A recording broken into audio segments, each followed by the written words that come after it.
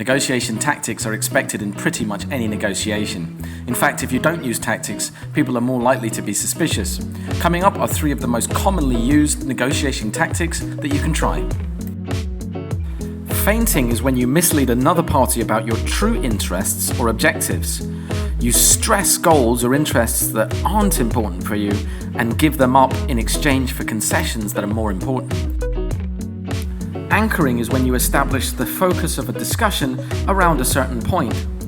This tactic has the effect of fixing the apparent bargaining range around that point, which is usually favorable to the person who does it earliest on. They say that silence is golden. Imagine another party makes a concession. You remain silent. The other party assumes their concession is inadequate and offers you an even bigger one. They are now negotiating with themselves. If you'd like more negotiation tactics, don't forget to subscribe, like, and share.